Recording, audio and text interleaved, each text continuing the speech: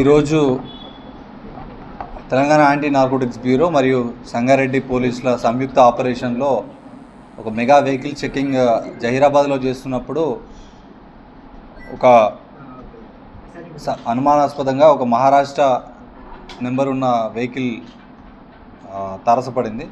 So దీని ముందు already ఒక ఇన్నోవా వెహికల్ పైలట్ చేసుకుంటూ వెళ్తూ ఉంది. సో జహీరాబాద్ పోలీసులు దాన్ని ఆపి చెక్ చేయడానికి ట్రై చేస్తే ఇన్నోవా కారు ఇమీడియట్గా అక్కడి నుంచి వెళ్ళిపోవడము, వెనుక ఉన్న మహారాష్ట్ర నెంబర్ ఉన్న MH43X4796 అనే కార్ని ఇంటర్సెప్ట్ చేయడం జరిగింది.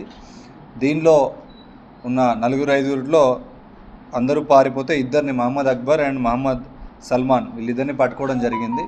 సో వీళ్ళ బ్రదర్ ఇస్మాయిల్, దాంతోపాటు మహబూబ్ అండ్ రజాక్లు కూడా వాళ్ళు పారిపోయారు. ఇద్దరిని పట్టుకున్నాము, అక్బర్ అండ్ సల్మాన్.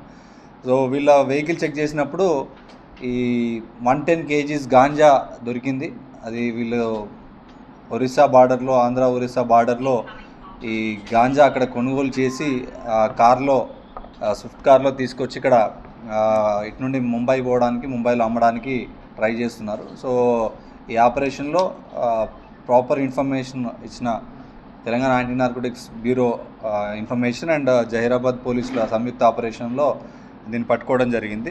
సో దీంతోపాటు ఇంకా ఇందులో 27 ప్యాకెట్లు సుమారు 4 kgలు ఒకటి ఉంది. జహీరాబాద్ 1 టౌన్ పోలీస్ స్టేషన్లో కేసు రిజిస్టర్ చేయడం జరిగింది.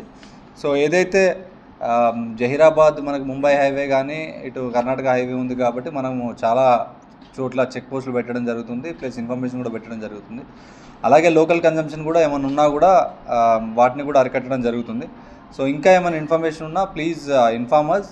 మన anti narcotics cell Sangareddy number 8712656777కి ఇన్ఫర్మేషన్ ఇవ్వాలి.